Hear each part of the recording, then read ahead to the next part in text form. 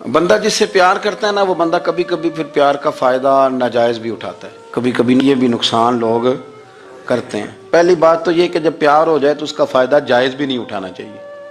جس نے فائدہ اٹھا لیا تو اس نے تو استعمال کیا نا۔ تو ہوتا ہے ہمارے گھروں میں کہ اگر بچہ اماں کے قابو میں تو پھر اماں جو دل کرتا ہے کراتی ہے، اور جو اس کو کہہ دیتی ہے پھر وہ کہتا ہے اوہو میری اماں نو آکھیا ہے، پر وہ ڈنڈا اٹھا لیتا ہے، آؤ دیکھتا ہے نہ تاؤ دیکھتا ہے۔ یہ بھی ایموشنل کرنا ہے، کر لیتے ہیں لوگ۔ بیٹی کو بھی پتہ چل جائے نا ابا میری بات مانتا ہے، تو وہ سارے بچے کہنا سیر کرنے جانا ہے تو ابا جی کو کون منائے گا، تو کہتی ہے تسی چپ کر جاؤ، ابا جی کو میں بات کروں، اسے پتہ ہے میرے سے پیار کرتا ہے۔ اب بات کو سمجھ لیں، یہ ایک ایموشنل کرنے کا طریقہ ہوتا ہے، لوگ کر لیتے ہیں، اور وہ بندہ چونکہ پیار کر رہا ہوتا ہے تو پیار کرنے والا بہرحال کہیں نہ کہیں پھر قابو آ جاتا ہے۔ وہ استعمال بھی ہو جاتا ہے، لیکن وہ بندہ ٹھیک ہوتا ہے، کیونکہ وہ استعمال ہو بھی رہا ہے تو پیار میں رہا ہے نا، پیار میں ہو رہا ہے نا۔ سمجھ لے میری بات کو۔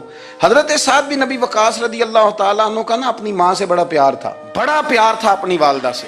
تو حضرت سعد بن نبی وقاص کلمہ پڑھ گئے، اماں جی نے بھوک ہڑتال کر دی، اسے پتہ تھا کہ میرا پتر مجھ سے پیار بڑا کرتا ہے، میں نے بالآخر منوا لینا ہے۔ تھوڑی سی آبادی تھی، ایک گھر کے اندر جو مسئلہ چھڑتا تھا نا اس کا سارے شہر کو پتہ چل جاتا تھا۔ اب کونوں میں گلیوں میں اب باتیں بھی ہونے لگیں کہ وہ سعد کی ماں ہڑتال پہ بیٹھی ہوئی ہے، بڑا مسئلہ ہے۔ اب پریشر بڑھنے لگا۔ حضرت سعد بن نبی وقاص فرماتے ہیں کہ وہ جو میرے قریبی لوگ تھے نا صحابہ، وہ بھی مجھے کہنے لگے یار کوئی رستہ نکال، ہر چوک میں تیری بات ہوتی ہے۔ کہتے ہیں میں گھر جاتا تو گھر والے، بہن، بھائی، بچے، باپ سارے کہتے ہیں یار تیری ماں مر جائے گی۔ اب بہت بڑا ایشو ہے، ہم یہ کہہ دیتے ہیں کہ انہوں نے قربانیاں بڑی دی، لیکن آپ ذرا بات کو سمجھے نا کہ اماں بھوک ہڑتال پہ بیٹھ جائے، ایک انسان کہاں کھڑا ہو جائے گا؟ بدنامی الگ ہے، بحث الگ ہے، سیانہ بندہ، مالدار، وزادار، قبیلے والا۔ حضرت سعد بن نبی وقاص کی ماں نے 3 دن تک روٹی نہیں کھائی، پانی نہیں پیا، بے ہوش ہو گئی۔ اب جب بے ہوش ہوئی تو شور پڑا، سارا محلہ جمع ہو گیا، اب سارے لوگ کھڑے، اور بچہ وہ ہے جو ماں کی بڑی ماننے والا ہے۔ اماں کے اوپر لوگوں نے پانی شانی ڈالا، ہوش آئی تو حضرت سعد بن نبی وقاص قریب آئے، کہنے لگے اماں ایک بات کرنی ہے۔ اماں بھی بڑی مشکل سے اٹھ کے بیٹھ گئی کہ پتر ماننے لگا میرا۔ لوگ بھی کھڑے ہو گئے، مسکراہٹ بھی ہونے لگی کہ لو نہ کوئی بات ہونے لگی۔ ماں کہتی ہے کلمہ چھوڑ دے پھر مانوں گی۔ حضرت سعد بن نبی وقاص کہنے لگے اماں سن میری بات، 3 دن ہو گئے، مکے کا کوئی کونا کھدرا ایسا نہیں جس میں میری تیری باتیں نہ ہوئی ہیں، اور قبیلے کا، علاقے کا کوئی شخص نہیں، لوگوں نے بڑی باتیں کی، اور لوگ جب باتیں کرنے پہ آتے ہیں پھر اوپر تک جاتے ہیں۔ یہ بھی کہا کہ کیا دین یہ سکھاتا ہے کہ ماں بھوکی مر جائے؟ یہ بھی لوگوں نے کہا، میں نے ہر شے سنی، برداشت کی، اماں اب تو میری بات کان کھول کے سن لے۔ ماں کہنے لگی وہ کیا؟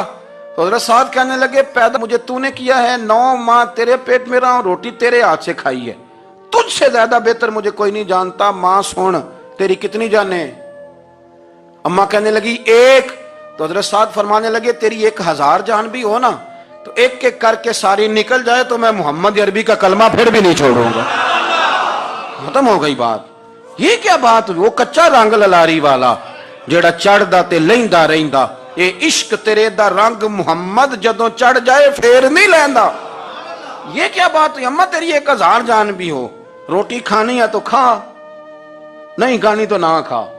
یہ لفظ کہتے ہیں حضرت سعد بن نبی وقاص رو پڑے، آنسو آ گئے، لفظ کہہ کے باہر نکلے، مجمع چھٹ گیا، جس نے جو مطلب لینا تھا لیا، جس نے جو کہنا تھا اس نے کہا۔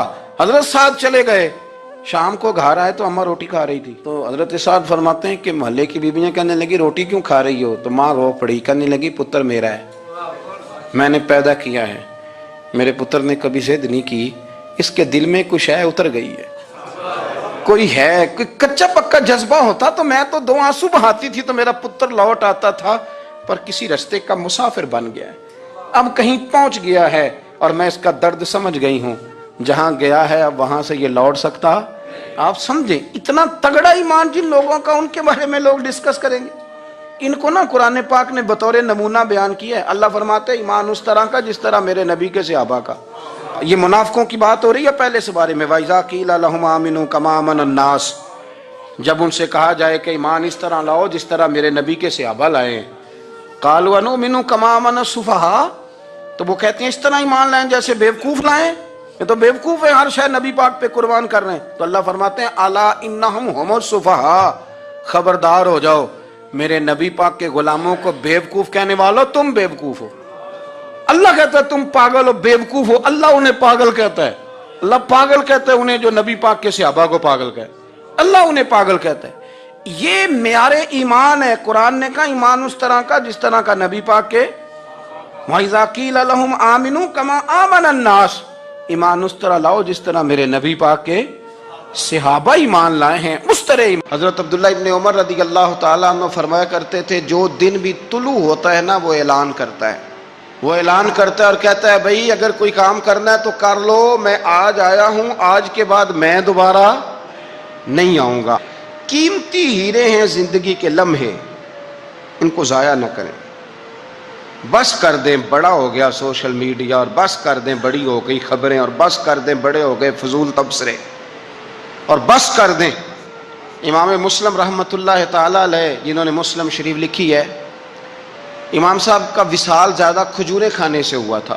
ایک حدیث تلاش کرنی تھی تو کھجوروں کا ٹوکرا پاس رکھ لیا تو کتابیں بھی ٹٹولتے رہے اور کھجوریں بھی کھاتے رہے، صبح حدیث بھی مل گئی اور ٹوکرا بھی خالی ہو گیا، اور کھجوریں اتنی زیادہ کھا لی تھیں کہ وصال کر گئے۔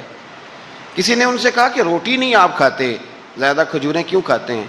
تو آپ فرماتے ہیں میرا کام ہے حدیث تلاش کرنا، میرا کام ہے حدیث کی سند پر بات کرنا، مسلمانوں کو صحیح اسناد کے ساتھ ان کے پیارے نبی صلی اللہ علیہ وسلم کی خوبصورت باتیں ان تک پہنچانا۔ تو فرماتے تھے روٹی کھاؤں نہ تو مطالعے میں فرق آتا ہے، روٹی توڑنے پر بھی توجہ جاتی ہے، پھر سالن لگانے میں توجہ جاتی ہے، تو کھجور جو ہے یہ منہ میں رکھ کے نہ تو پڑھتا بھی ساتھ ساتھ رہتا ہوں۔ تو روٹی کھانے اور کھجور کھانے میں مجھے فائدہ یہ ہوتا ہے کہ کھجور کھاتے کھاتے میرا دین کا کام جاری رہتا ہے۔ اپنے اوقات کو ضائع نہیں کریں۔ آپ وہ کتابیں جو ہمارے بزرگ لکھ گئے وہ ہم سے ساری پڑھی نہیں جا سکتی، ان کے وقت میں برکت تھی، ہم نے بڑا ٹائم ضائع کر لیا ہے، اس کو ضائع نہ کرو۔ ایک تو کوئی چیز فضول نہیں، اپنے اوقات کو بچائیں، جو ٹائم بچ جائے وہ ذکر الہی میں لگا دیں، تلاوت قرآن میں لگا دیں، اللہ کی عبادت میں لگائیں، پڑھنے اور لکھنے میں وقت کو آپ یقین کریں۔ بہت سارے لوگ ہیں فارغ ہیں، کبھی کبھی بڑا اہم اور ضروری کام کرنا ہوتا ہے تو بعض دوست ملنے کے لیے آ جاتے ہیں۔ اب ایک ریسرچ جاری ہے، میں ایک تفسیر کو دیکھ رہا ہوں، مجھے ایک بڑا اہم کام کرنا ہے، ایک دوست ملنے کے لیے آیا ہے اور اس سے پوچھا صاحب آپ کیسے ہیں؟ تو کہنے لگا میں فارغ تھا تو میں نے کہا چلو پیر صاحب کے پاس چلتا ہوں۔ تو میں اس سے یہ کہہ رہا ہوں کہ میاں جب میں فارغ ہوں گا تو تب آپ کو آنا چاہیے تھا نا، آپ اس کو وقت گزارنے کا ذریعہ تو نہ سمجھیں، اور پھر اگر آپ آئے ہیں تو آپ کو علمی بات کریں، آپ کو دین کی بات پوچھیں، میں آپ کے ساتھ ڈسکس کروں۔ آپ اگر آ کے اپنے محلے کے کونسلر کی بات چھیڑیں گے تو نہ وہ ہمارے کہنے سے سیدھا ہوا ہے اور نہ اس نے ہونا ہے۔ تو ہم نے فضولیات میں، ابحاث میں، بحثوں میں الجھ کا ٹائم ضائع کیا۔ پلٹ کے دیکھو زندگی میں کتنا وقت ضائع ہوا ہے، یہ کبھی دوبارہ ہمارے ہاتھ یہ کبھی ہاتھ نہیں آئے۔ میرے نبی پاک علیہ السلام نے فرمایا جنتی کبھی افسوس نہیں کریں گے، پر اس بات پر جنتی بھی افسوس کریں گے کہ یار وہ 4 لمحے ضائع کیوں ہو گئے۔ حضرت عبداللہ ابن عمر گزر رہے تھے تو ایک قبر پر نظر پڑی آپ کی، تو آپ نیچے اتر آئے گھوڑے سے، تو تھوڑا سا سائیڈ پہ مصلی بچھایا اور 2 رکعت نماز ادا کی، پھر سفر شروع ہوا۔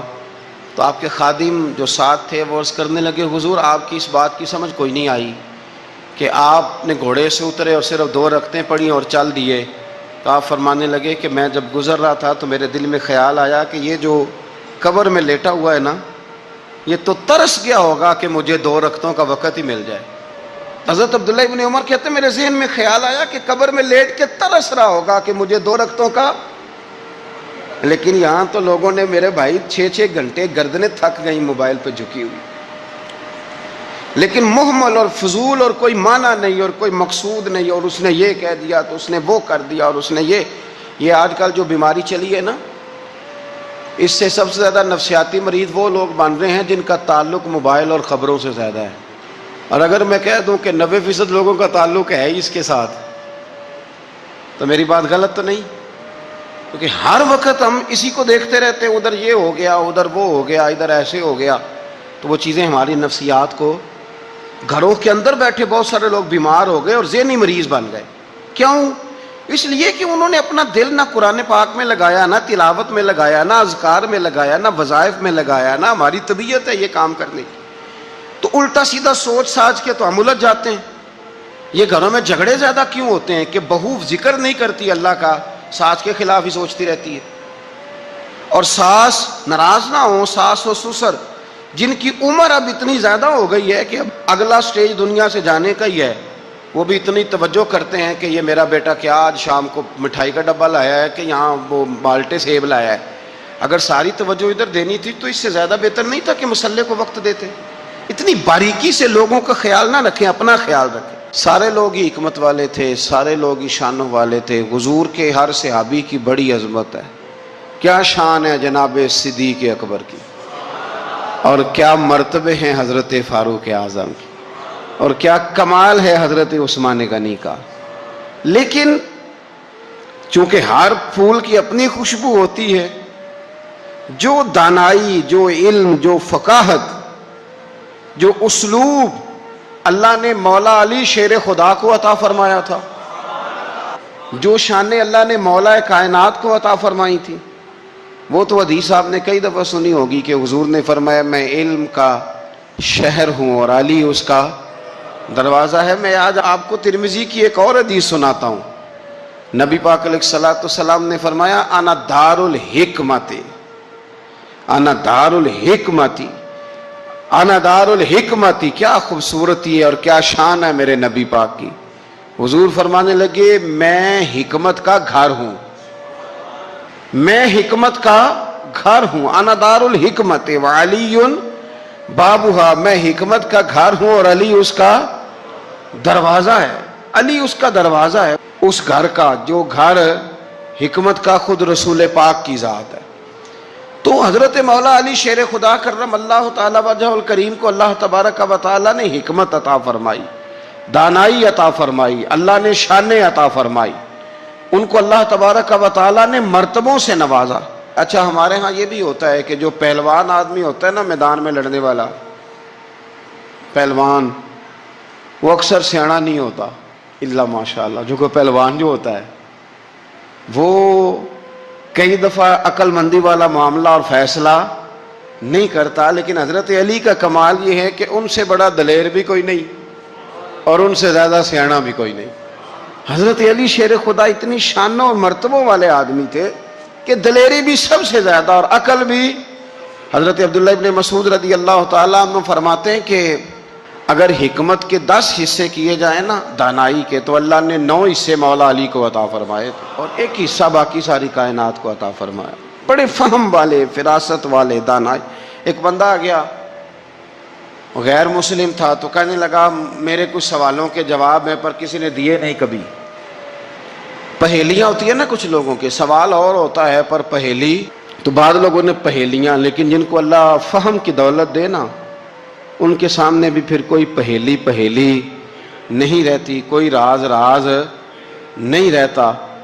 تو جب اس نے آ کے بہت بڑا دعویٰ کیا کہ اگر کوئی میرے سوال کا جواب دے تو میں مان جاؤں، تو پھر مسلمانوں نے کہا کہ نہیں، تو نے بڑا ہی دعویٰ کر دیا، تو شے ہی کوئی نہیں، وہاں تو بڑے بڑے مان گئے، تو آ ہمارے ساتھ۔ حضرت مولا علی شیر خدا کے پاس لے گئے تو اس نے بڑے بڑے مشکل سوال کیے۔ پہلی بات وہ کہنے لگا آپ مجھے 2 ایسے دوست بتائیں جن میں کبھی لڑائی نہیں ہوئی۔ تو حضرت علی کہنے لگے تو بڑے دعوے کر رہا تھا کہ میں بڑے لمبے سوال پوچھوں گا۔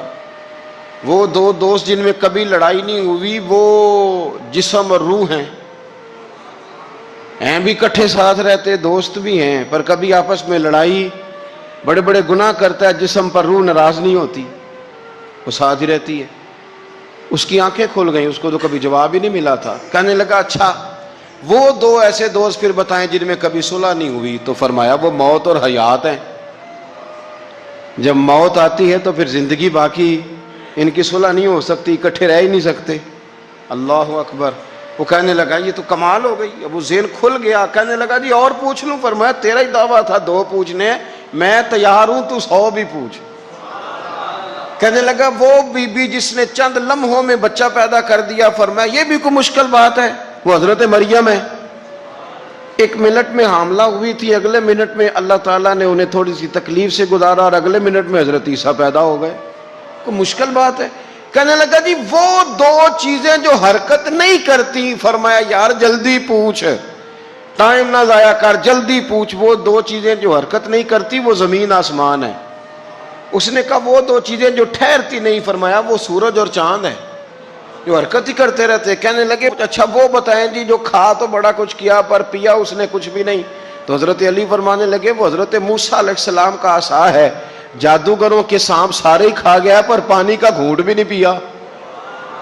حد ہو گئی. وہ شخص کہتا ہے علی کے جواب نے، مولا علی شیر خدا کے جوابات نے میرے اندر ہیجان پیدا کر دیا. میں نے فوراً کہا بتائیں وہ شخص جو کوئی شے نہیں. تو حضرت علی کہنے لگے جو میرے نبی کا کلمہ نہ پڑھے وہ کوئی شے نہیں. کہنے لگے وہ بتائیں جو بڑی شے ہو. فرمایا جو چاہے کہ اس کی عزت کعبے سے بھی زیادہ ہو جائے اور وہ بڑی شے بن جائے تو وہ محمد عربی کا کلمہ پڑھ جائے. انجا تھا، کوئی شے نہیں تھی، سر پہ بال بھی نہیں تھے، رویا کرتا. اللہ تعالیٰ نے فرشتے کو بھیجا، تجھے کیا چاہیے؟ تو کہنے لگا بال آ جائیں اور تھوڑا مال آ جائے. فرشتے نے ہاتھ پھیرا تو بال بھی آ گئے تو بکریاں بھی آ گئیں، لائنیں لگ گئیں، مال ہی مال ہو گئی. دوسرے کے پاس گیا، وہ کوڑا تھا، اس کو جا کے کہا کیا چاہیے؟ کہنے لگا شفا ہو جائے اور کچھ اللہ تعالیٰ آسانی کر دے. شفا بھی ہو گئی، گائیں بھی دے دی، بھینسیں بھی دے دی، مال ہی مال ہو گئی. پھر ایک کے پاس گیا، وہ اندھا تھا، تجھے کیا چاہیے؟ اس نے کہا آنکھیں مل جائیں اور کچھ ساتھ اللہ مال دے دے. اونٹ ہی اونٹ ہو گئے. جب بڑا نواز دیا تو پھر مالک نے امتحان لینے کا ارادہ کیا. یاری تیری سونا ہے پر آزمائشاں بھی تیریاں اگ، آزمائشاں تیریاں، صحیح کہہ رہا ہوں، آزمائشاں تیریاں، یاری تیری سونا ہے پر آزمائشاں تیریاں. اے سونا پرکھیا جاوندا ہی پہلو نال لگاں دے لگ. اللہ نے فرمایا آزمائش کرو. سب سے پہلے گنجے کے پاس آئے، اسے کہا اللہ کے رستے میں کچھ دیکھا نہیں لگا، میرے خرچے ہی بڑے، دیکھو تو صحیح کتنی مشکل میں وقت گزارتا ہوں، حال ہی کوئی نہیں. تو اس نے کہا میں نے تو سنا ہے تو گنجا اور بھوکا ننگا تھا. کہنے لگا میں تو جدی پشتی رئیس اعظم ہوں، تو یہ کس پاگل نے کہا ہے بھاگ جا. اس نے کہا اچھا جیسے تو تھا ویسے ہی ہو جائے. کھیت کھلیان اجڑ گئے، پھر سے گنجا ہو گیا. حضور علیہ السلام فرمانے لگے، پھر وہ اس کے پاس گیا جو کوڑا تھا، اسے کہا کچھ دے. کہنے لگا خرچے ہی بڑے. اب پوچھ لیں کسی امیر آدمی سے، کہے گا چکی کے نیچے ہاتھ ہے میرا، میرے سے زیادہ تو اب پریشان بندہ ہی کوئی نہیں. کیا بتاؤں آپ کو، اتنا ٹیکس ہے، اتنا جرمانہ ہے، فلانی شے، بڑا کچھ گنواتے ہیں لوگ. اس نے کہا میں نے تو سنا تو پہلے کوڑا تھا. اس نے کہا جا دوڑ جا، میں تو رئیس اعظم ہوں، دادا بھی پردادا بھی اور ساری نسل ہی. اس نے کہا اچھا جیسے تو تھا ویسے ہی ہو جائے. پھر وہ گیا اندھے کے پاس اور جا کے کہا اللہ کے نام پہ کچھ دے. تو وہ کہنے لگا رب کے نام پہ؟ یہ کھڑے ہیں اونٹ، جتنے تیرے دل کرے لے جا.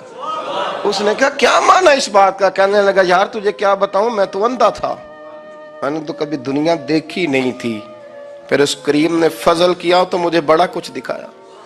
میں کیا بتاؤں، میرا دل کر رہا ہے کہہ دوں کہ پھر اس نے کعبہ دکھایا، پھر اس نے روضہ رسول دکھایا، پھر اس نے ریاض الجنہ کے سجدے دکھائے، پھر اس نے اپنے محبوب کے دروازے کی رونقیں دکھائیں. اس نے بڑا کچھ دیا، اس نے بڑا نوازا. میرے پاس تو شاید میں بدکار پرانا خادم، کسے در ملی نہ ٹوئی. اے واصف یار نے نظر جو کی تھی پھر واصف ہی ہوئی. یہ تو اس کا کرم ہوا. تو یہ وہ کہنے لگا تو اللہ کے نام پہ جان مانگ، میں وہ بھی دینے کو تیار. میرے پاس تو شے کوئی نہیں تھی، مجھے تو اپنا پتہ ہے، میں تو کوئی شے نہیں تھا، کچھ نہیں تھا میرے پاس. یہ تو ان کا کرم ہے کہ رخ ان کا ادھر ہے، اور مختصر سی میری کہانی ہے، یہ جو بھی ہے ان کی مہربانی ہے. تو وہ کہنے لگا میں بھی کچھ لینے نہیں آیا تھا، تیری آزمائش ہی کرنے آیا تھا. تیری عزتیں بھی سلامت رہیں گی، تیرا مال بھی سلامت رہے گا، تیری شفا بھی. اپنی زندگی میں کبھی بھی اللہ کی بارگاہ سے توجہ ادھر ادھر نہ کریں. چھوڑیں لوگ کیا کر رہے ہیں، دنیا کیا کہہ رہی، کبھی بھی اپنی توجہ دائیں. ہمارا یہ مسئلہ بن گیا کہ ہماری سیاست ہے، ہماری دنیا داری ہے، ہم بندوں کو راضی کرنا چاہتے ہیں. ہم دیکھتے ہیں کون کس طرح، اور آپ یقین کریں آپ تھک جائیں گے، بندے راضی نہیں ہوں گے، وہ نہیں راضی ہوتے. آپ ان کو منا کے لائیں گے تو ادھر والے نکل جائیں گے، ادھر کو منائیں گے تو ادھر والے نکل جائیں گے. اس چکر سے باہر آئیں، اس رب کو راضی کریں جو فرماتا ہے ان الذین آمنوا وعملوا الصالحات سیجعل لهم الرحمن ودا. فرمایا تو ایمان لانے کے بعد نیک عمل کر، میں لوگوں کے دلوں میں تیری محبت پیدا کر دوں. رحمان لوگوں کے دلوں میں محبت ڈال دے گا، اللہ لوگوں کے دلوں میں۔ اپنی نظر ہمیشہ اپنے رب پہ رکھیں، اتنی لمبی چوڑی دنیا داروں سے امیدیں نہ وابستہ کریں۔ میں نے دیکھا ہے لوگ کاسا لیسی کرتے ہیں، کبھی اس کے دروازے پہ کبھی اس کے دروازے پہ، ان چکروں سے باہر آئیں اور اپنے رب کی بارگاہ کی طرف توجہ کریں، استغفار شوق سے پڑھا کریں۔ اور اکیلے میں اکیلے میں رئیس المتکلمین مولانا نقی علی خان صاحب رحمۃ اللہ نے لکھا ہے کہ فرعون 500 سال حکومت کر گیا۔ فرماتے اصل وجہ یہ تھی کہ دنیا جب سو جاتی تھی نا تو اوپر چادر لے کے تو مصلے پہ بیٹھ جاتا تھا اور ہاتھ باندھ کے کہتا تھا رب تو ہی ہے، میرا پردہ نہ کھولنا، مالک تو ہی ہے، کرم نوازی کرنا، میری پکڑ نہ کرنا۔ وہ بے ایمان ہو کے اگر 500 سال ہاتھ باندھے تو گزارا کر لیتا ہے، تو ایماندار ہے۔ پر مسئلہ یہ ہے کہ تو رات کو بکل مار کے ہاتھ نہیں نہ باندھتا، تو منت نہیں کرتا، تو استغفار نہیں کرتا۔ توبہ کریں تو بچے رہیں۔ وہ اتنی لمبی حکومت کر گیا چونکہ رات کو کہتا تھا مالک رب تو ہی ہے، لیکن مہربانی فرما، میری پکڑ نہ فرما، تو اللہ نے تو اس کو مہلت دے دی۔ کافروں کو آج بھی مہلت دی ہوئی نہیں رب نے۔ حضور فرمانے لگے تم مال کے ذریعے لوگوں کو اپنا گرویدہ نہیں بنا سکتے، پیسے دے کے لوگوں کو پیچھے نہیں لگا سکتے۔ کتنے کو دو گے؟ دیکھیں نا، پیسوں سے تو بندے کا لالچ شروع ہو جاتا ہے، ایک دفعہ دیں، پھر دوسری دفعہ دیں، پھر تیسری دفعہ دیں، روز دیں گے تو بندہ راضی ہوگا۔ اور اگر آپ نے 99 دفعہ دیا، ایک دفعہ نہیں دیا تو وہ ناراض ہو جاتا ہے۔ تو کتنا کو لالچ پورا کریں گے؟ تو حبیب پاک علیہ الصلوۃ والسلام فرمانے لگے تم پیسے دے کے لوگوں کو اپنا گرویدہ نہیں کر سکتے، ہاں خندہ پیشانی سے، حسن اخلاق سے ملو گے تو لوگ تمہارے گرویدہ ہو جائیں گے۔ تمہارا اخلاق، تمہاری خندہ پیشانی، تمہارا اچھا کردار، یہ لوگوں کو گرویدہ کر سکتا ہے۔ مال و دولت سے لوگ گرویدہ نہیں ہوتے۔ تو ہمارا وہ جو روزمرہ کا لوگوں کے ساتھ تعلق ہے، لب و لہجہ ہے، میں نے دیکھا ہے بہت سارے لوگ ایسے ہیں جن کے ساتھ لوگ آنا جانا، ملنا بیٹھنا آہستہ آہستہ چھوڑ دیتے ہیں۔ اور وہ کس لیے چھوڑ دیتے ہیں؟ وہ ان کے رویے کی وجہ سے چھوڑ دیتے ہیں، ان کے انداز فکر کی وجہ سے چھوڑ دیتے ہیں، ان کے شکووں کی وجہ سے چھوڑ دیتے ہیں۔ مزاج ہوتا ہے نا ہمارا کہ ہمیں شوق ہوتا ہے تعلق زیادہ لوگوں کے ساتھ ہو، اور پھر یہ بھی شرط ہوتی ہے کہ میں جس کے پاس جاؤں وہ مجھے یہی کہے کہ تو میرے ساتھ ہی پیار کر۔ ایک صاحب مجھ سے کہنے لگے کہ یہ میں محفل کراتا ہوں، آپ بھی تشریف لائیں، اور میں 20 علماء کو بلا چکا ہوں اور بڑے بڑے نامور نام انہوں نے میرے سامنے لیے۔ میں نے ان سے پوچھا کہ جو نام آپ نے لیے ہیں اور آپ کی تصویریں بھی ساتھ ہیں، میں الحمدللہ تسلیم کر گیا ہوں آپ کی بات کو، لیکن سوال میرا یہ تھا کہ کیا آپ نماز بھی پڑھتے ہیں؟ 21 علماء کو آپ نے بلایا یا 20 کو بلایا اور بڑے بڑوں کو بلایا، اور مجھے بھی آپ دعوت پیش کر رہے ہیں، تو نمازی بھی آپ ہیں؟ نمازی بھی ہیں؟ کہنے لگے آپ دعا کریں میں نماز پڑھنا شروع کر دوں۔ میں نے ان سے کہا خدا کے بندے، اب اگر تو کسی اور کو بتائے گا کہ 20 اتنے بڑے لوگوں سے میرا تعلق کر پڑتا میں نماز بھی نہیں، تو لوگ کیا سوچیں گے کہ 21 مولوی مل کے بھی ایک بندے کو نمازی نہیں بنا سکے۔ تو آپ اپنے لب و لہجے سے صرف باتوں سے گرویدہ کسی کو کر لیں گے؟ آپ یہ دیکھیں کہ اخلاق کس طرح کا ہے، لہجہ کس طرح کا ہے، آپ کے بات کرنے کا انداز کتنا حسین ہے، اس لفظ کے اندر حسن کتنا زیادہ ہے۔ نبی پاک صلی اللہ علیہ وسلم بھی تبلیغ فرماتے ہیں، ہم بھی تبلیغ کرتے ہیں۔ میں اور آپ جب تبلیغ کرتے ہیں تو اس تبلیغ کے اندر شکوہ ہوتا ہے اور تنقید ہوتی ہے، اور بعض جگہ میں نے یہ بھی دیکھا ہے کہ طنز ہوتا ہے، طنز۔ ہم دوسرے کو دین کی دعوت رہے ہیں، لیکن ہمارے لب و لہجے سے طنز اور ترش روئی چھلکتی ہے۔ تو دولت کے پیچھے لگ گیا ہے، تو بالکل جاہل ہے، تو بالکل تیرے خاندان میں سے بھی کوئی نہیں ادھر آتا۔ آپ طنز کر رہے ہیں، آپ دعوت دین نہیں دے رہے۔ دعوت دین تو گلدستے میں رکھ کے پیش کی جاتی ہے، اس کی تو ایک خوبصورتی ہے، اس کا تو ایک حسن ہے، اس کی تو اپنی ایک جاذبیت ہے، اس کی اپنی ایک نورانیت ہے۔ صحابہ کرام علیہم رضوان فرماتے ہیں کہ حضرت سعد بن معاذ رضی اللہ تعالیٰ عنہ کا جنازہ تھا، اللہ کے پیارے محبوب صلی اللہ تعالیٰ علیہ وسلم نے جنازے کی امامت فرمائی، اور جنازے کی امامت کے بعد ابھی نہ قبر کے تیار ہونے میں کچھ ٹائم باقی تھا، تو حضور زمین پہ تشریف فرما ہوئے، لوگ قبر کی تیاری میں ہیں۔ بعض اوقات ہوتا ہے نا ابھی قبر نہیں تیار ہوئی، تو کہتے ہیں کہ لکڑی کے ساتھ حضور نے زمین کریدنی شروع کر دی، اور دیر تک حضور نے چہرہ نور کو زمین کی طرف جھکائے رکھا، گویا زمین شرف دیدار حاصل کرتی رہی۔ دیر تک چہرہ نور جھکا رہا زمین کی جانب، حضور نے رخ نور کو پھیر لیا۔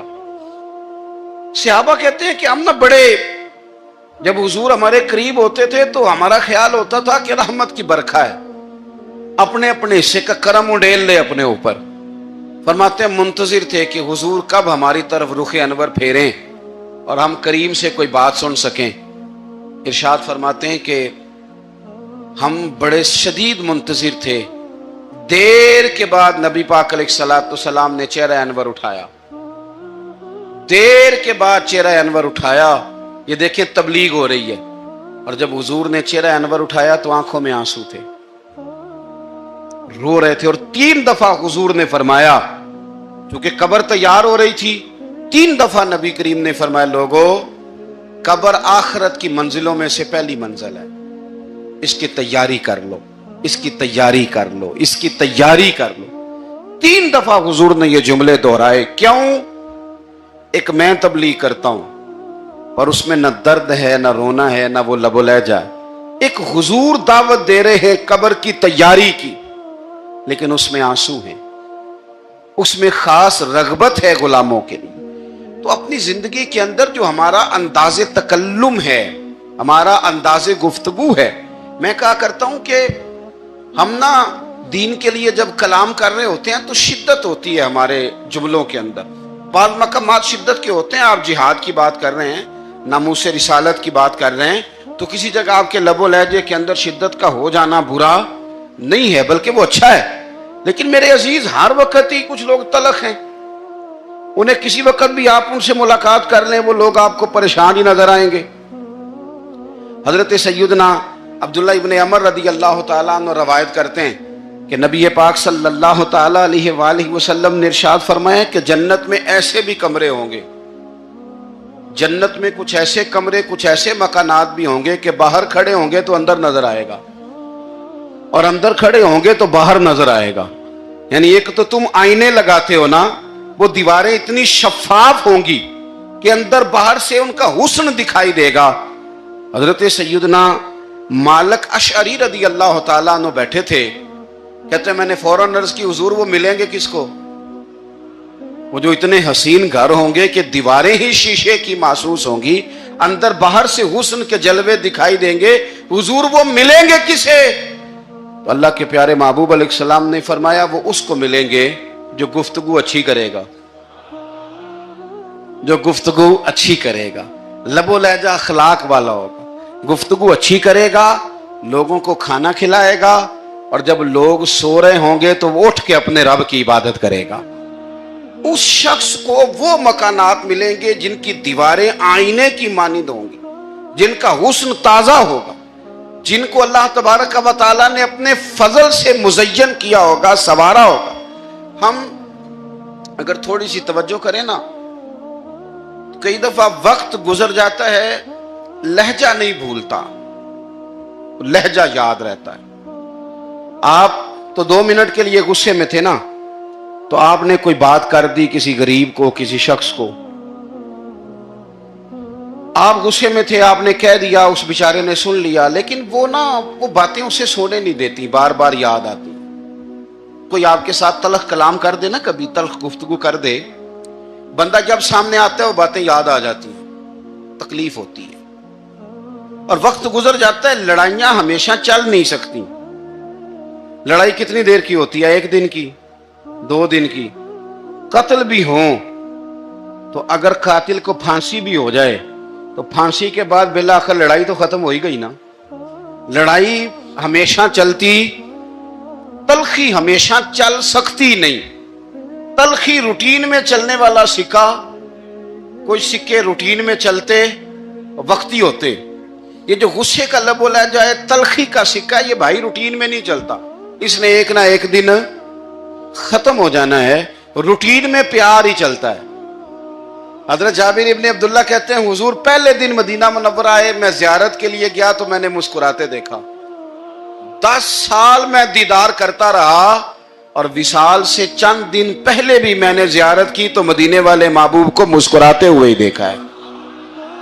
یہ جو آپ کا لب و لہجہ ہے نا، اخلاق والا، حسن والا، مسکرانے والا، یہ لب و لہجہ نا ذرا لمبا چلتا ہے، یہ روٹین ہے، یہ روز چلے گا۔ یہ سکہ وہ ہے جو رائج الوقت رہتا ہے، یہ کبھی بھی ختم ہونے والا یہ خزانہ ہے۔ تو یہ جو آپ کا تلخ لب و لہجہ ہے یہ روٹین نہیں۔ عارف رومی رحمت اللہ علیہ فرماتے ہیں کہ مثال دینے کے لیے بات سمجھاتے ہیں، فرماتے ہیں ایک شخص جنگل میں لکڑیاں کاٹنے جایا کرتا تھا تو شیر سے دوستی ہو گئی، یعنی ڈائریکٹ بادشاہ سے دوستی ہو گئی، اور بادشاہ بھی وہ جو جنگل کا بادشاہ ہے، جنگل کے بادشاہ سے دوستی ہو گئی۔ اب وہ لکڑہارا غریب آدمی تھا، لکڑیاں تو کاٹنی ہوتی تھی، تو وہ جنگل کا بادشاہ اعلان کر دیتا جانوروں کو کہ میرا دوست آیا، ایک تو کوئی تنگ نہ کرے، اور دوسرا یہ کہ سب لوگ مل کے اس کے ساتھ تعاون کریں۔ کبھی کوئی جانور لکڑیاں اکٹھی کراتا، کبھی کوئی اپنی پشت پہ گدھا، بیل، گھوڑا، خچر رکھ کے وہ لکڑیاں باہر چھوڑنے آتا۔ اب اس کی بڑی دھوم مچ گئی جنگل کے اندر، لکڑہارا مزدور تھا، وہ بادشاہ سے دوستی کر کے بادشاہ ہی بن گیا۔ وہ گھر آ کے نا بیوی کو اکثر بتاتا کہ میرا ایک دوست ہے، میں جاتا ہوں تو ساری پہلے ہی مخلوق کھڑی ہوتی ہے میرے استقبال کے لیے۔ دوستی جو بڑے سے ہو گئی ہے، بنا ہے شاہ کا مصاحب تو پھر یہ ہے اتراتا، وگرنہ شہر میں غالب کی آبرو کیا ہے۔ ہم نے تو پوچھتا ہی کوئی نہیں، یہ تو بنا ہے شاہ کا مصاحب تو پھر یہ ہے اتراتا، وگرنہ شہر میں غالب کی آبرو کیا ہے۔ تو وہ لوگوں کو بتاتا، بیوی کو بھی بتاتا دوست ہے، تو بیوی کہنے لگی اتنی تو تعریفیں کرتا، یہ نہیں بتایا کہ وہ جنگل کا شیر ہے، بس نیرا دوست بتا دیا۔ بیوی کہنے لگ گئی کہ تو اتنا جو اس کا ذکر کرتا ہے تو کسی دن بلا نا، بلا کسی دن تاکہ اس کی دعوت کریں۔ اب اس نے پھر نہ اس کو پردے میں رکھا، کیا کہتے ہیں آج کل سرپرائز دینا ہے، ان کا سرپرائز دینا ہے جی، پردے میں رکھا کہ وہ شیر ہے۔ تو وہ بلا لیا گھر، اب اس کے لیے کچا گوشت، ظاہر ہے شیر نے کچا گوشت دکھانا تھا۔ وہ کہنے لگی پکانا کس طرح کا ہے؟ وہ کہنے لگا جب وہ آئے گا پھر بتاؤں گا۔ اب وہ کچا گوشت 2-3 بکرے ذبح کر کے ڈال دیے، وہ آ گیا شیر۔ عارف رومی کہتے ہیں جب وہ آیا نا تو اس کی بیوی نے دیکھا، اس نے ایک سخت جملہ کہہ دیا، کہنے لگی اوہو میں سمجھی تھی پتہ نہیں کون ہے، اس طرح کے درندے تیرے یار ہیں، کتے بلے دوست بنائے ہوئے، یہ کیا بات ہوئی؟ خیر وہ شیر نے سن لیا، گوشت کھایا، وہ چلا گیا۔ اگلے دن لکڑہارا لکڑیاں کاٹنے گیا تو شیر نے ملاقات کرتے ہی لکڑہارے سے کہا کہ یہ نا کلاڑی اٹھا اور میری پشت پہ نا ایک زخم کر دے۔ اس نے کہا نہیں میں یہ کام نہیں کرتا، تو میرا دوست ہے۔ اس نے کہا سن بھائی، میں نے پیار سے کہا ہے تو مان جا، ورنہ میں ہوں شیر، میں نے تجھ سے منوا ہی لینا ہے، میں کوئی تکلیف دوں گا مناسب نہیں، تو کر۔ اس نے کلاڑی اٹھائی اور اس کی پشت پہ ایک زور سے زخم لگا دیا، خون بہنے لگا۔ اس نے کہا تو نے آج کے بعد آنا ہے، لکڑیاں کاٹنی ہے، تجھے کوئی کچھ نہیں کہے گا، بس یہ ایک حکمت تھی جو میں نے کیا ہے۔ قصہ مختصر، وہ آتا رہا، لکڑیاں ملتی رہی، خدمت بھی ہوتی رہی، 6-8 ماہ گزر گئے۔ ایک دن شیر اس سے کہنے لگا یہ میرے ذرا بال اٹھا کے دیکھ، وہ جو تو نے زخم لگایا تھا وہ کہاں پہ ہے؟ اس نے وہ بال اٹھا کے دیکھا تو زخم ملا ہی نہیں، کئی جگہ پہ ٹٹولا کا یار یہاں تھا یہاں تھا یہاں تھا۔ شیر نے پھر کیا کمال ہی جملہ کہا، اس نے کہا کہ وہ جو کلاڑی کا زخم تو نے لگایا تھا نا وہ مکمل ہو گیا، لیکن تیری بیوی کا جو لہجہ تھا اور اس کی جو تلخی تھی وہ آج تک میرے ذہن میں موجود ہے، وہ ابھی بھی مجھے تکلیف دیتی ہے۔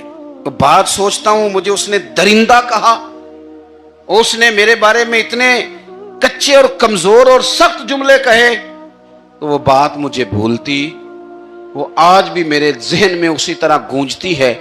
تلخ جملے جو اس نے کہے اور خوفناک جو انداز اس نے اختیار کیا، وہ بات مجھے کبھی بھی بھولتی۔ تو آپ کے لفظ لوگوں کو بھول جاتے ہیں، پر لہجہ یاد رہتا ہے اگر ہم اپنے لہجے پر تھوڑی توجہ ہی کر لیں.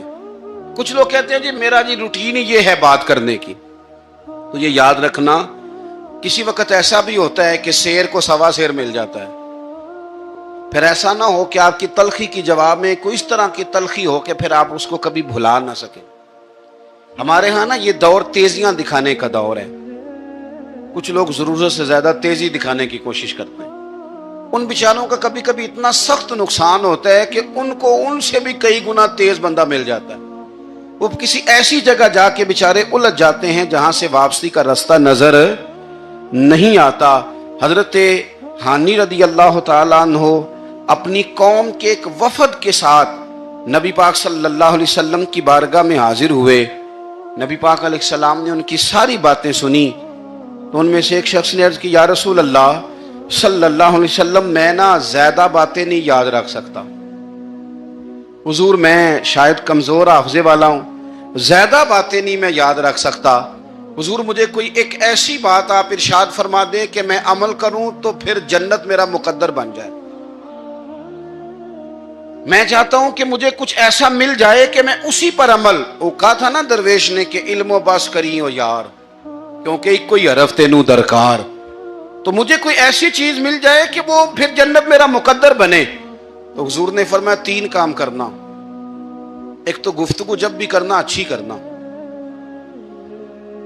تمہارا لب و لہجہ تمہاری گفتگو میں کبھی کوئی کمزوری نہ آئے. گفتگو اچھی کرنا, اچھی گفتگو.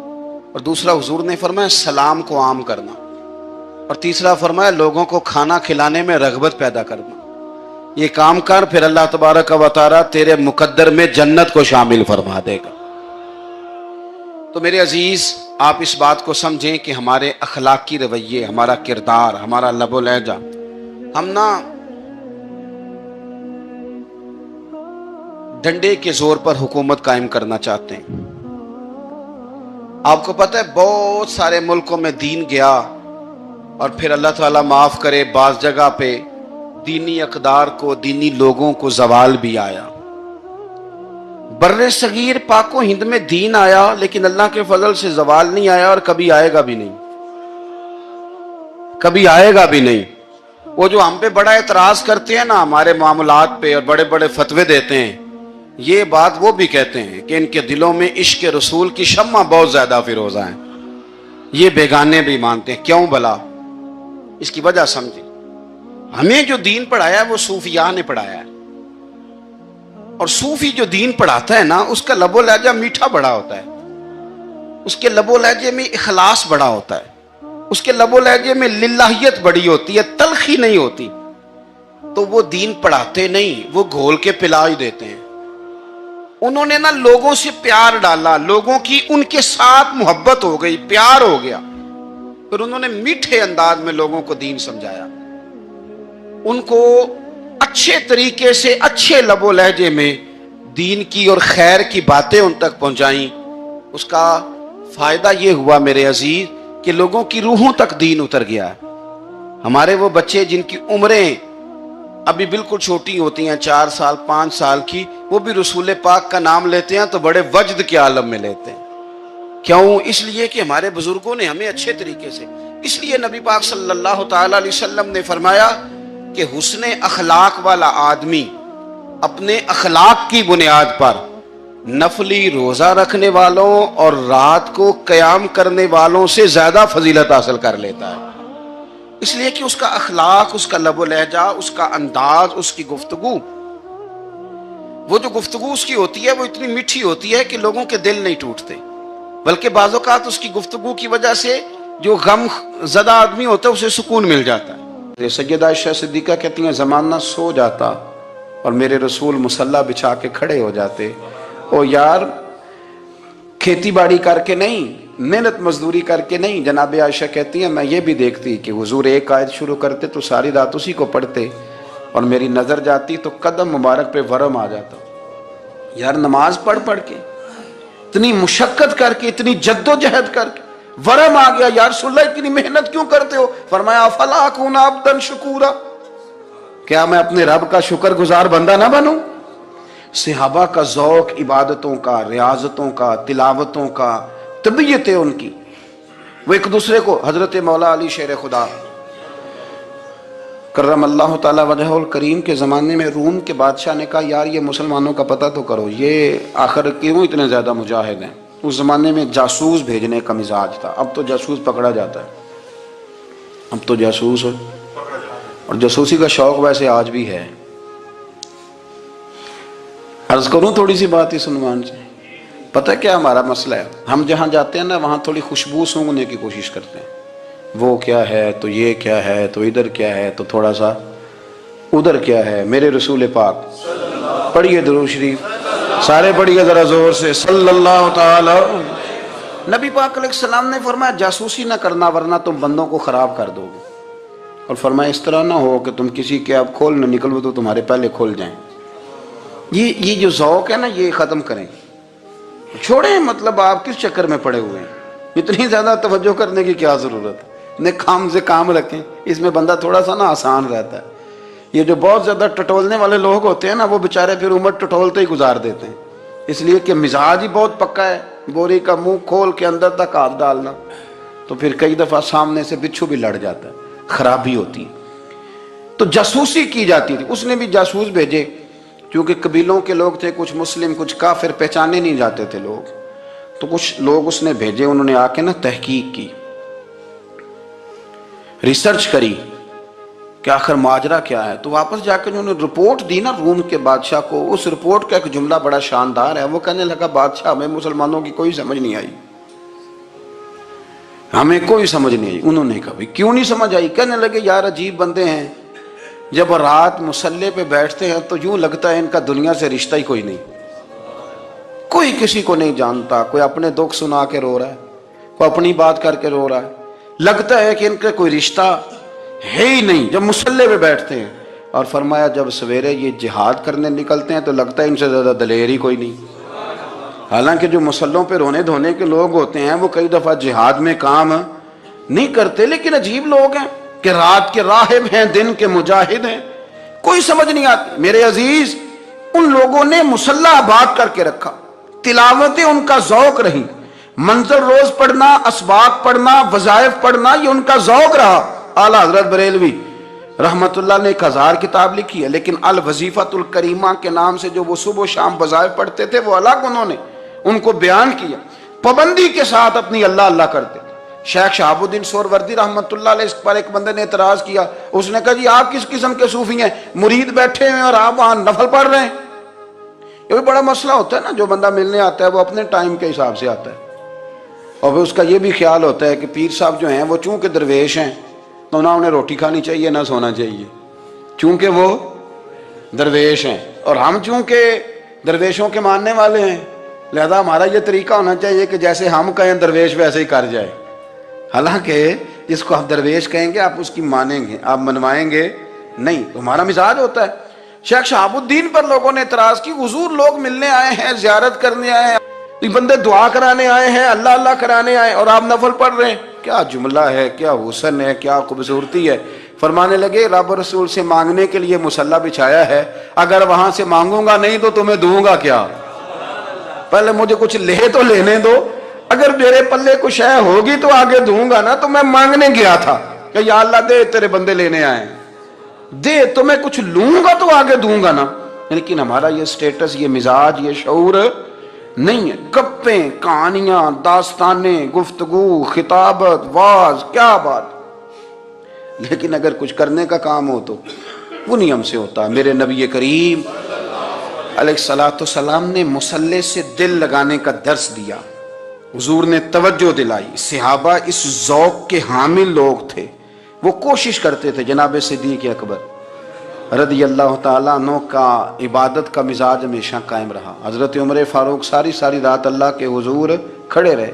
حضرت عثمان غنی رضی اللہ تعالیٰ عنہ عشاء کی نماز پڑھ کے 2 رکعتوں کی نیت باندھتے تھے، 15 سپارے پہلی رکعت میں پڑھ دیتے تھے اور 15 سپارے قرآن مجید کے دوسری رکعت میں پڑھ دیتے تھے۔ آپ نے نا حضرت عمر فاروق کے وصال کے بعد ان کی ایک بیوہ سے نکاح کیا، حضرت عثمان غنی نے نکاح کیا۔ وہ خاتون آپ کے نکاح میں آئیں تو عرض کرنے لگیں امیر المومنین میرے لیے اعزاز تو بہت ہے کہ میں امیر المومنین کی بیوہ تھی تو امیر المومنین کی منکوحہ ہو گئی ہوں، لیکن حضور نہ تو میں جوان ہوں کہ میرے اندر رغبت ہوتی اور نہ میں اب اس قابل ہوں کہ کوئی خدمت کر سکوں، میرے ساتھ نکاح کی وجہ کیا بنی؟ تو عثمان غنی رو پڑے، فرمانے لگے میں نے عمر فاروق کو مسجد میں اپنے رب سے ڈرتے ہوئے دیکھا ہے، میں نے اسے روتے ہوئے دیکھا ہے، عدل کرتے دیکھا ہے، انصاف کرتے دیکھا ہے، امت کی خیر خواہی کرتے دیکھا۔ تمہارے ساتھ نکاح اس لیے کیا ہے کہ تم مجھے یہ بتاؤ کہ عمر فاروق گھر کے اندر اپنے رب کو کیسے راضی کرتے تھے، گھر کے اندر کیسے راضی کرتے تھے، وہ طریقے بتلاؤ، تم بتاتی جانا اور میں بھی اسی طرح گھر میں عبادت کروں۔ میرے رسول کریم علیہ السلام نے ارشاد فرمایا، حضور فرمانے لگے جس گھر میں اللہ کا ذکر ہوتا ہے وہ گھر زندوں کا ہے، اور جس گھر میں رب کریم کا ذکر نہیں ہوتا وہ گھر زندوں کا نہیں ہے۔ گھر نہ ہم نہ کتابوں میں پڑھتے ہیں کہ ایک بزرگ کہتے ہیں، حضرت فضیل بن ایاز کہتے ہیں کہ میں ایک گلی سے گزر رہا تھا تو گھر کے اندر کسی قاری صاحب نے قرآن کی آیت پڑھ دی، ولی من خاف مقام ربہ جنتان، میں تے میرے کانوں سے ٹکرائی تو اللہ نے میری کایا ہی پلٹ دی، میں توبہ کر گیا۔ اب گھر کے اندر سے آواز آئے تو صحیح نہ تلاوت کی، پر اندر سے آواز آتی نہیں، یا ڈیک بجنے کی آواز آتی ہے، یا ٹی وی چلنے کی آواز آتی ہے، یا دھوم مچانے کی آواز آتی ہے۔ عبادت کا وہ جو خاص شوق تھا، وہ جو حسن تھا، وہ جو توانائی تھی، وہ جو بات تھی۔ ایک جگہ پہ ہم بیٹھے تھے تو وہاں ایک صاحب آئے اور انہوں نے آتے ہی کہا کہ مہربانی کریں ذرا مجھے مصلی دے دیں، میرے نہ کچھ نفل رہ گئے۔ تو میں نے وضو کر لیا تو کوئی مصلی مل جائے، مصلی انہیں دے دیا گیا، وہ مصلی لے کے چلے گئے تو پیچھے ایک صاحب نے تبصرہ کیا، کہنے نے کتنا ریاکار بندہ ہے، لوگوں کو دکھا رہا ہے کہ میں نفل پڑھتا ہوں، ہے کوئی بات کرنے والی؟ میں نے اسے کہا تو مہربانی کرنا اس طرح کی ریاکاری تو بھی کر، پکڑ مصلی اور جا تو بھی تھوڑی ریاکاری کر کے آ، اٹھ ذرا شکر کر، کوئی یہ ریاکار بھی ملا ہے، کوئی نفل پڑھ کے ریاکاری کر رہا ہے۔ اللہ کا میں کہتا ہوں کو پڑھے تو صحیح نہ، یار یہ کوئی دور ہے نفل پڑھنے کا؟ اس میں تو لوگوں کا مزاج ہی نہیں، طبیعت ہی نہیں۔ میں نے کہا چل مہربانی کر یہ لے مصلی اور تو بھی جا تھوڑی سی، یا کر یا ریاکاری کرو تو صحیح نا، مزاج ہی نہیں، ذوق۔ جمعے کی نماز پڑھ کے یوں دنیا بھاگتی ہے، او ہو پتہ نہیں کون سی پیچھے آگ تھی جو بجھائی جائے گی، اور آج تک لوگ مسئلہ پوچھ رہے ہیں کہ جمعے کی بعد والی سنتیں کتنی ہوتی ہیں۔ میں نے کہا کتنے سال ہو گئے جمعہ پڑھتے، کتنے سال ہو گئے، ابھی تک سنتوں کا نہیں پتا، ابھی تک نے علم کے پہلے کتنی رکھتے ہیں اور بعد میں کتنی رکھتے ہیں۔ فجر کی سنتیں کب پڑھنی چاہیے، سنو فجر کی سنتوں کے بارے میں۔ میرے رسول کریم سید عالم صلی اللہ تعالی علیہ وسلم سے ایک صحابی نے پوچھا تھا، حضور میری فجر کی سنتیں رہ گئیں یا رہ جاتی ہیں تو حکم کیا ہے، کیا انداز ہے حضور کا؟ بخاری مسلم کے لفظ سنو، حضور سید عالم صلی اللہ علیہ وسلم فرمانے لگے، اس نے کیا پوچھا تھا، حضور جواب کیا دیتے ہیں؟ فرمایا فجر کی سنتیں کبھی نہ چھوڑنا، فجر کی پہلی 2 سنتیں کبھی نہ چھوڑنا۔ یا رسول اللہ صلی اللہ تعالی علیہ وسلم میری رہ گئی ہیں، رہ جاتی ہیں۔ فرمایا فجر کی 2 سنتیں نہ چھوڑنا، فرمایا فجر کی پہلی 2 سنتیں مجھے دنیا اور دنیا کے اندر جو کچھ ہے وہ سب سے زیادہ پیاری ہے۔ فجر کی 2 سنتیں دنیا اور دنیا میں جو کچھ ہے مجھے وہ سب سے زیادہ پیاری ہیں، اس لیے فجر کی سنتیں نہ چھوڑنا۔ اپنا ذوق، اپنی طبیعت، ہم نے نا ذوق غلط بنا لیا ہے۔ اگر 20 بندے کہہ بھی دیں گے تو نے بڑی شاندار تلاوت کیا تو کیا اس سے بنے گا؟ 100 بندہ کہہ بھی دے تیری کیا بات ہے، کیا بات ہے نعت خاں کی، کیا بات ہے علامہ صاحب کی، پیر صاحب کی، پیر مہر علی شاہ صاحب رحمت اللہ علیہ۔ آپ تشریف فرما تھے تو آپ کے ایک ہی بیٹے بابو جی جن کو کہا جاتا ہے، جس دن صاحبزادے پیدا ہوئے تو خادم نہ وہاں سے نکلا۔ ان لوگوں کے شوق اور طرح کے تھے نا، تو ان کی توجہ بھی اپنے شوق کی طرف رہتی۔ تو خادم نکلا اندر سے، پیر صاحب مبارک ہو، پیر صاحب مبارک ہو، پیر صاحب مبارک ہو، پیر صاحب مبارک ہو، شور کر رہے ہیں۔ تو پیر صاحب کو وجد ہو گیا، اللہ اکبر اللہ اکبر اللہ، او کیا ہوا، کس بات کی مبارک دے رہے ہو؟ عرض کی حضور اللہ نے بیٹا دیے۔ تو آپ فرمانے لگے اچھا حضور آپ کیا ہوا، آپ تو پریشان ہو گئے۔ فرمانے لگے جب تو نے 3 دفعہ کہا نا مہر علی کو مبارک ہو، تو میں سمجھا تھا شاید تجھے کسی نے بتا دیا ہے کہ مہر علی سے اللہ راضی ہو گیا۔ میں سمجھا تھا کہ شاید تو یہ خبر لے کے آیا ہے کہ کسی نے بتایا ہے کہ مجھے آج خبر ملی ہے کہ مہر علی سے رب۔ اچھا पुत्र हुआ है, अल्हम्दुलिल्लाह, अल्लाह का शुक्र है। पर मेरे लिए मुबारक का दिन वो होगा जब मेरा रब कहेगा कि मैं मेहर अली से राज़ी हूँ, मेरे महबूब कहेंगे कि मैं मेहर अली से। आप बात को समझें, शौक ही किसी और तरफ था, दिल ही कहीं और लगा हुआ था, तबीयत ही कहीं और माइल थी। कोई वजीफा पूछते थे तो पढ़ते थे वो लोग, कुछ अल्लाह अल्लाह उन्हें बताई जाती थी तो करने का जौक रखते थे, तबीयत थी, कायल थे। हजरत रबी कहते हैं मैं बड़ी दूर से सफर करके गया हजरत अवैस करनी से मिलने, बड़ी दूर से, और जब मैं पहुंचा तो फजर का वक़्त था। तो हजरत अवैस करनी को मैंने पा लिया, तो वो नमाज पढ़ के ना कुरान शरीफ लेके बैठ गए। फरमाते हैं इशराक चाश्त का वक़्त हुआ तो नफलों की नीयत बांध ली। मुहद्दिस इब्नुल जौज़ी ने लिखा है, फरमाते हैं फिर जब ज़वाल का वक्त हुआ तो मस्जिद में झाड़ू देने लग गए। ज़ोर की नमाज पढ़ के तो असर की तैयारी तक वो मस्जिद में बैठे रहे। और मेरे नबी पाक अलैहिस्सलाम ने फरमाया जो नमाज के इंतज़ार में बैठा हो वो नमाज ही में है, वो नमाज ही में है। फरमाया मेरी दुनिया, मेरी उम्मत की जो रहबानियत है ना, वो इतनी है कि नमाज का इंतज़ार करे। आज़ान के बाद नमाज का ये राहब है, ये इस वक्त छोड़ के बैठे हैं सारा कुछ। फरमाते हैं असर तक उन्होंने अल्लाह अल्लाह की, फिर मगरिब तक की, शाह की नमाज हुई तो नमाज पढ़ी तो वो थक गए। अब मुझे वो फारिग हुआ, मुसल्ला छोड़े तो मैं मुलाकात करूं ना। ये आप हैरान ना हो कि इतनी देर बंदा कैसे अल्लाह अल्लाह कर, हमने की नहीं ना इसलिए हम परेशान हैं। जो आदी होते हैं वो कर भी लेते हैं, वो ये काम। मेरी बात की समझ आ रही है? जब जाते हो किसी दफ्तर में तो 8 घंटे खड़े रह लेते हो ना, मजबूरी होती है तो खड़े रहा जा सकता है। पासपोर्ट के दफ्तर, बोलिए, इमिग्रेशन की लाइनों में, और मैंने तो एम्बेसियों में बंदे 12-12 घंटे पहले जाके खड़े देखे, रह लेते हैं खड़े। तो अगर इन कामों के लिए रहा जाता है तो अल्लाह रसूल के लिए भी खड़े रहा जा सकता है। तो फरमाने लगे कि जब इशा की नमाज के बाद आखिर इंसान थे, थक गए, नींद का गलबा हुआ तो थोड़ी ऐसे आंख बंद हुई तो खोली तो रोने लगे। हजरत वैसे करनी, रो के कहने लगे मालिक मुझे गाफिल तो ना कर, अभी मैंने किया भी कुछ नहीं, दिन खत्म हो गया, कोई नफल नहीं, कोई अल्लाह अल्लाह नहीं, अल्लाह मुझे गाफिल ना कर, मेरी मदद फरमा। फरमाते हैं जब वो रोए तो मेरे साथ जो शख्स था, मैंने कहा उठो चलें। कहने लगा हुजूर मिलना नहीं, फरमाया जो मैं लेने आया था वो मुझे मिल गया, जो मैं इनसे सीखने आया था वो मुझे नसीब हो गया, अब और मैंने क्या लेना, खत्म हो गई बात, उठो चलें।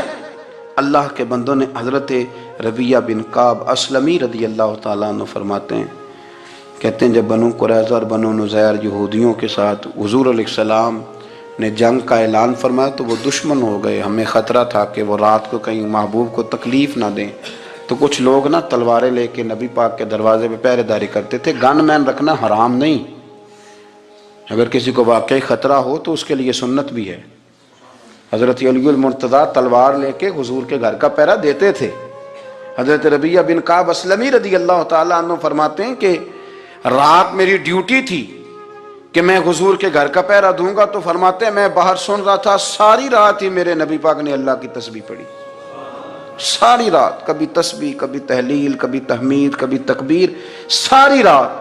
फरमाते हैं सारी रात हुजूर पढ़ते रहे और सारी रात ही मैं सुनता रहा।